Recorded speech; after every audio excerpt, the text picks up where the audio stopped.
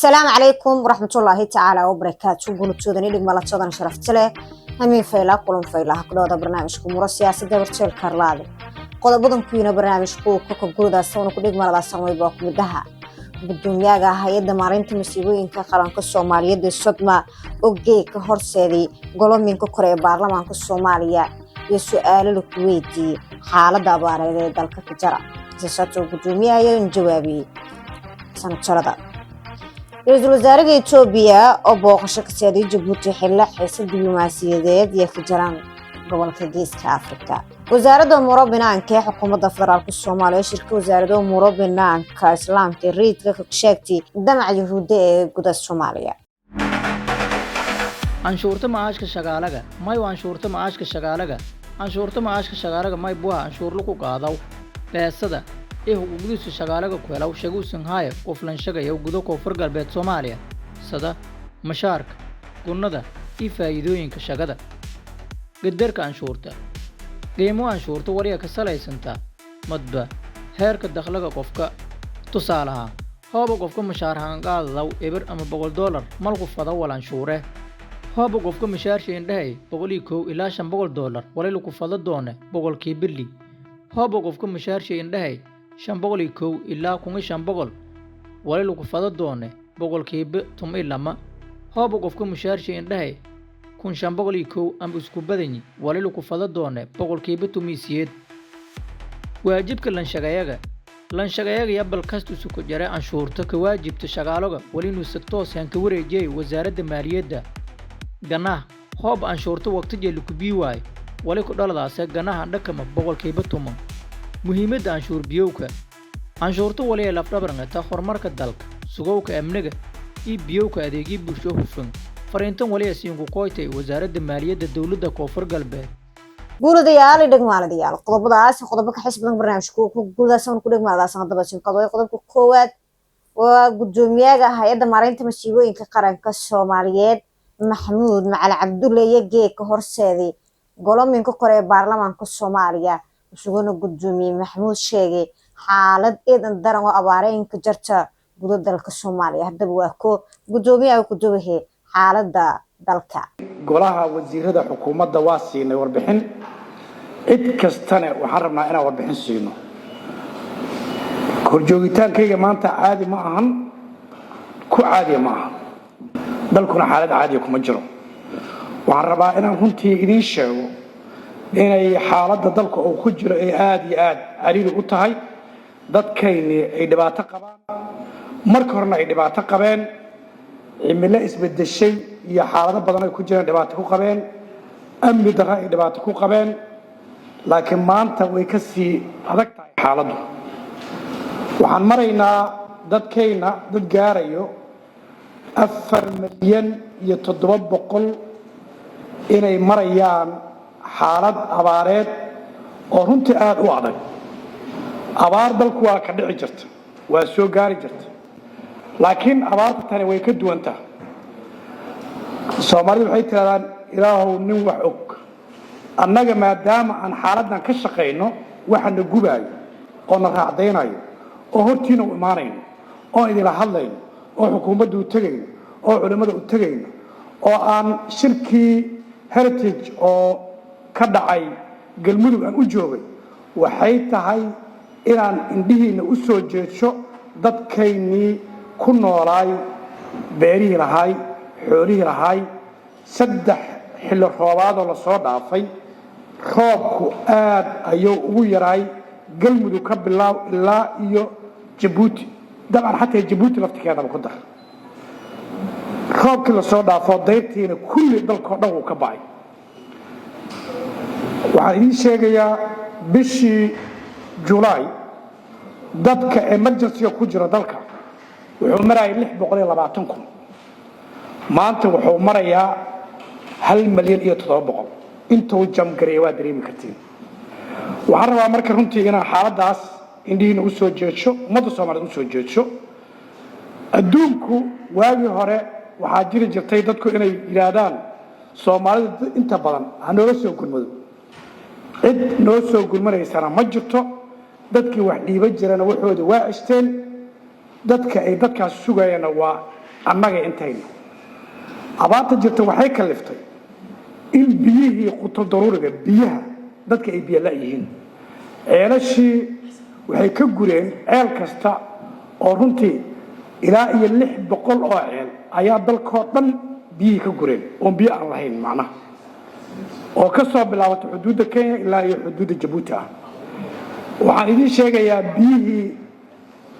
foostadii meelaha qaarkoodna waxay maraysaa inay $50 gaarto qofkii foosta biyo $50 kala baxay ama $25 kala baxa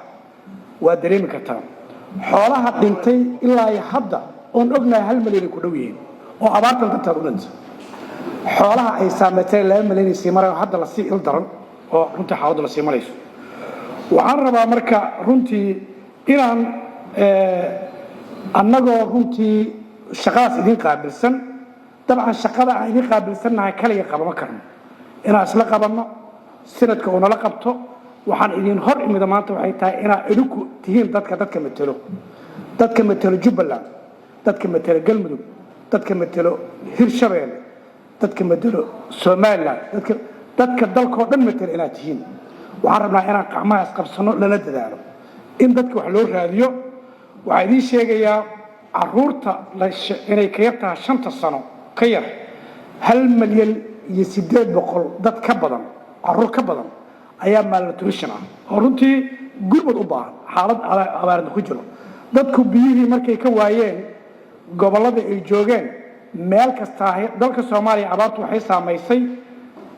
Ethiopia saameysay dadkeena Soomaaliyeed joogay Djibouti saameysay Kenya saameysay meel ay u baxaan male waxaad arkaysaa qoys ilaa iyo bishii June safray oo marna Ethiopia aaday marna dalku soo laabanay marna meel kale aaday xoolahoodu ay cunaan u hayso waxaan rabaa marka inaan runtii idinka dirageeyo annagu ka hay'ad ahaan xaaladaas maadaama aan ku jirno waxaan rabaa inaan idin sheego gobolada hadda ay runtii ugu daran oo la doonayo oo xaaladda ay ka taagan tahay ilaa iyo 90 degmo oo runtii dalku uu leeyahay 64 degmo kamid ah ay runtii abaartaan u saameysay oo runtii ay abaartaan la il daran macnaha gobolada marka hadda ugu sii daran oo laba dadka aan idin sheego 1 milyan iyo 700 ay ku nool yihiin inta ka badan waxaa kamid ah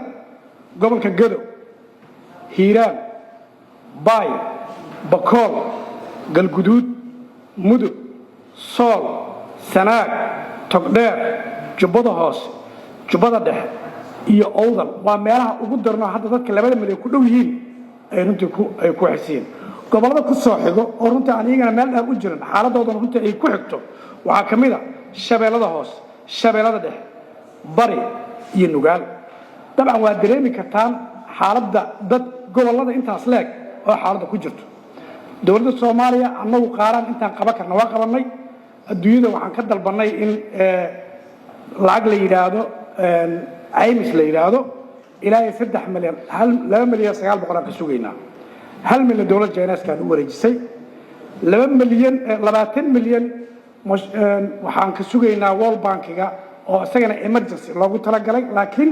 waxay ku xiran tahay in qaraar siyaasadeed la qaato qiyaastii annagu waxaan qiyaasnay in loo baahnaa karo ilaa iyo 300 milyan lacag loo baahnaa haddii lacagtaas laga jaro waliba ilaa iyo June ka hadlayna haddii lacagtaas laga jaro waa 276 milyan ayaa loo baahan yahay dabcan annagu dalka Soomaaliyeed iyo dadka Soomaaliya xaaladiisa waa ogna laakiin waxaan ku qasbanaa waxaan ognahay inaan idin sheegno oo runtii 92% ayaa runtii maqan macnaheedu waxay tahay waxa la heli karaa hadii la helaba lacag oo ilaa 24 milyan ayaa la sugayaa in la helo abaartu hadday bilowda guga waxa la filan karaa bisha Abriil sanadka 2026 la filan karaa waa dareemi kartaan dadkina already hadda oo January lagu jiro ay xaaladaas ku jiraan dadkuna maalin kasta qaybta emergency ku jirtaa hadday bishii June joogtay July joogtay 680 oo uu sanadku markuu dhamaanayay December ay joogeen 970 ay marayeen maanta oo sanadkii oo bilowday waxay marayaan 1 milyan iyo 700 khiyaarta sharafta leh ma raba runtii inaan idinku dheereeyo aniga waxaan rabay runtii waa dareemi karaa inaan imiday aqalkii sare inaan u imiday dadkii shuruucda iyo adduunyada qabanayay laakiin dadkii mas'uuliyiinta ahna waa u imiday dadkii gobolladii ka soo jeeday meelihii ka soo jeeday xaaladdu ay dareemaysa waa u imiday waxaan rabaa marka runtii in annaga nalala qabto qaaraan nalala sameeyo garab istaag nagula sameeyo wixii la qaban karo oo la qaban karo nalala qabto historygu wuxuu noo sheegayaa 2011 abaarihii la soo maray ka soo bilaabato 1972 ama 74 waxay ahaydba dowladdii joogtay waxay ka hortagtaa abaarta xilligaas jirta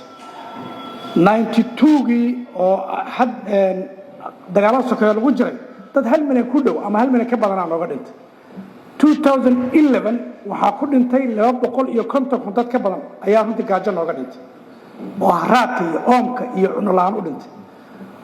dabcan dowladdaynu daciifay aheeday dalkana dagaalla ka socdeen laakiin ka soo gudba 2017 iyo 2018 imaad dowladdii markaasi cusbaaday ra-iisul wasaare xasan cali khayre iyo madaxweyne farmaajo dadaalka ay sameeyeen abaartaasi waa ka hortegeen dowladdii hadda aan joogno oo 2022-2021 abaartii xilligeeda ay runtii sii gaabsi aheed oo xaaladdaas ay maraysa waa laga hortegay dowladda iyo shacabka iskaashay iyo adduunyadiiyo shaqaynaysaa laga hortegay hadda xaaladdiioo kalaa lagu jiraa labay mid naqanaysaa inaan ka hortagno dadkaynu inay dhintaan waa laga hortegi karaa haddaan iskaashanno kulligeen aan soo jeesanno inay dadkaynu gaajo u dhintaan oon u dhintaan waa laga hortegi karaa historygaas wuxuuna barayaa isku duubni iyo ka hortag haddaan samayno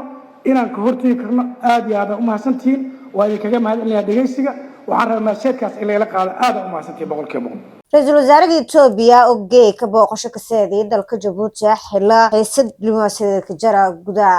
geeska Afrika Bashiir Yanin Fiiriye رئيس الوزراء إثيوبيا وسبوا وشوز كسيد جيبوتي حل حيصد قبل كيدا سورنت رئيس الوزراء إثيوبيا أبي أحمد يولي بوسدير جيبوتي سمركازين كواد هذلان عريمون لحرير ولا حيك جيبوتي إسماعيل عمر جيل تاسون مركزين موجة سهرير كدو أو كده حيل مدة درسي ولا بدنا استراتيجية ودعنا جيسك أفريقيا بوجودن يكويا إتحلت دبلوماسية قبل كيدا نقطة يدن هذا كريد مركي إزاي يدا أقوسة الصومالي لان تلابدن يوليبا سعد مركزين كورجيسي دولة جيبوتي يوليبا مركزية كنقد تاجرية يدن حيث من نمط دولة الصومالية يوليبا حصلون هذا قبل كا رئيس الوزراء إثيوبيا يوليبا وزشاك أنت وضع هذا الولد هاي وراحيك جيبوتي إسماعيل عمر جيل ديرد سارتنا أمنيك قبل كي يوليبا حرمركز سياسة جغرافية يوليبا ساتو هو جوك اسكال ذوك لما دل لما هجامي يوليبا صدوق لك وضع هذا لنا فرصة اسكال ذوك جنا عسير كابيال كدجالا يوليبا مشاري ده حرمرينات يدون مركزي هاست كواريجين قوان كودا ودجيرك أكو أدن حصلون هذا أصدق قال كدجالا يوليبا برواقة جيسك أفريقيا شير محمد عبد الله أرلادي تي في بلد كابيتبا وزارة أمور بنانك حكومة الفدرال الصومالي وشركة وزارة أمور بنانك إسلام كرياض كشكتي دمع يهود جود الصومالية وزير عبد السلام علي دايسي إذن كجوه أمور دمع يهود ساسات ونك دقي إن فرقلين تا الصوماليا كدر يركر بسم الله الرحمن الرحيم. Your Excellency, the chairman of the meeting, and also His Excellency, the Secretary General. Distinguished ministers and delegates, I wish to convey the sincere appreciation of the Federal Republic of Somalia to the Kingdom of Saudi Arabia and the General Secretariat of the Organization of Islamic Cooperation for convening this emergency meeting at the moment of particular importance for Somalia and for our collective Islamic community. Excellencies, this extraordinary session conveys a clear and principled message. The sovereignty, unity, and territorial integrity of OIC member states are inviolable and non-negotiable. These principles are not procedural formalities. They constitute the foundation of international order and the credibility of our organization. Somalia, therefore, welcomes the unified and principled position emerging from this Council that no member state of OIC should be subjected to unlawful political action without a collective and responsible response from the Islamic world. Excellencies, Somalia appears before you today to address this serious unlawful development. The unilateral claim by Israel to recognize parts of Somalia, northwestern region, as independent entity. Let me state clearly, such a claim is null and void, carries no illegal fact, and constitutes a clear violation of Somalia's sovereignty, unity, and territorial integrity. The region referred to, Somaliland, is integral and inseparable part of the Federal Republic of Somalia. It boasts no separate international legal status, and no external actor has the authority to alter Somalia international recognized borders. This action stands in direct contradiction to the principle of the United Nations Charter and runs counter to the values upon which the OIC was founded, including respect for sovereignty, unity, and non-interference in internal affairs of states. Selective application of international legality sets a dangerous precedent. If borders can be altered through unilateral political declaration, then no state is secure and regional stability everywhere is placed at risk. Excellencies, this issue extends beyond Somalia alone. It carries a serious implication for stability in the Horn of Africa, for security in the Red Sea corridor, and for international maritime security and counter-terrorism efforts. Somalia continues to pursue a determined and international support effort against terrorism and violent extremism. At such critical juncture, actions that undermine state authority risk creating security vacuums that are too often exploited by extremists and destabilizing forces. Therefore, Somalia reiterates a clear and established principle. Any foreign military and security, intelligence or strategic presence on Somali territory without the explicit consent of the federal government of Somalia constitutes a violation of sovereignty and international law. Similarly, any political, economic, or security engagements conducted with subnational entities outside of Somali constitutional framework are illegitimate and without legal standing. Your Excellencies, Somalia's unity is not only a legal of matter, it's a national responsibility and matter of dignity. After decades of hardship, Somalia is steadily rebuilding its institutions, strengthening governance, and advancing national reconciliation. And I will take one example that December 25, elections after 60 years happened in the region of Banaadir, the capital of Mogadishu. But unfortunately, this unlawful incident happened December 26, which makes unfortunate for the Somali people and the Somali government. At such sensitive moment, encouraging sectionist narrative does not contribute to the peace or stability. Rather, it risks and undermines them. History has shown that fragmentation is rarely contained when the unity of one state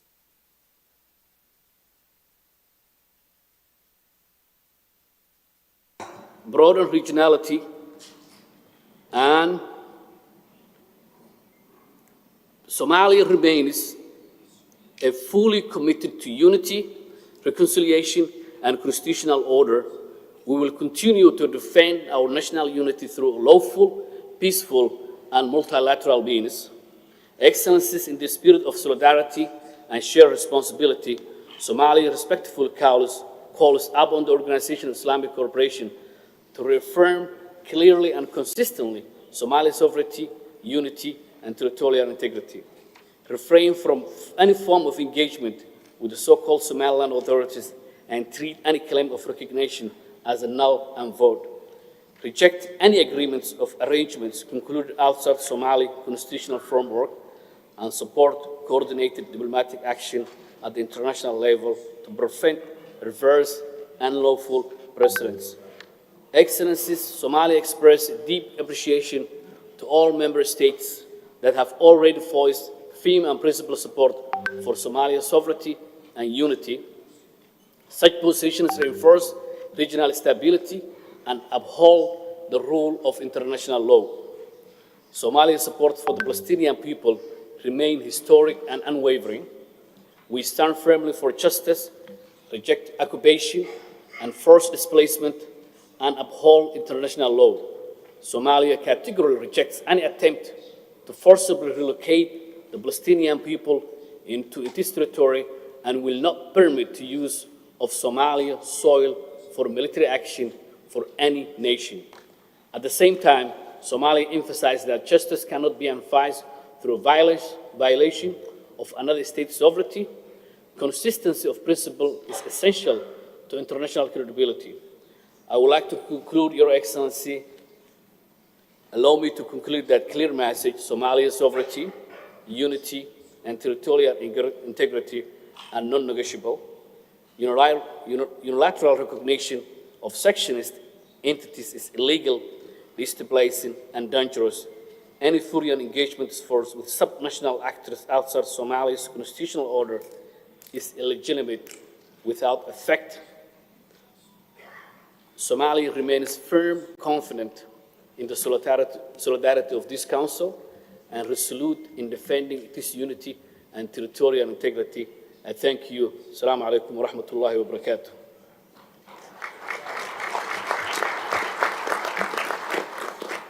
guuladayaal dhegmaadayaal way meelaha ka fiirana guud ahaan barnaamijka Arimaha Siyaasada Warteelka Arlaadi barnaamijkana meeshaasiin saarti wana siin la dirir siyaasi kaas kala tantiskoona sidaas inaba taada fursado toddobaadka ee caalami hospital waliba soo bandhigay fursado toddobaadka ee gaarka bulshada leenka fududay hello keedida caafimaadka oo tayo leh qiimo jaban ama bilaashe sabta maalinta qalinada indho iyo la kulmo dhakhtarka guud ahaan waliba ta toobeesalaange lagu bilaabo kooda bilato miilamaad ilaa iyo sadiiqo bilato miilamaad 2025 ahad la kulmo dhakhtarka ciyaalka khonton boqolkiiba waliba ta to qiimo dhimise baaritaanada ciyaalkana tumishan boqolkiiba qiimo dhimiso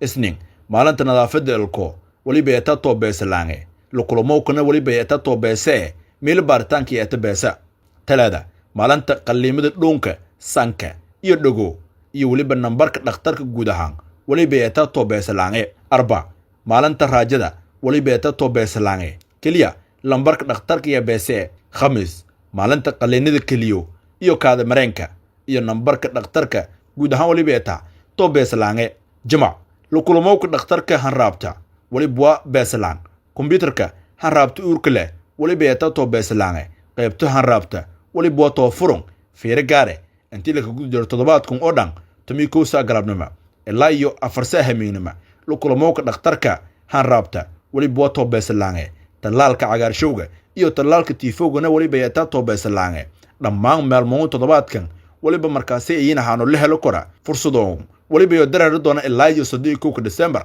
2025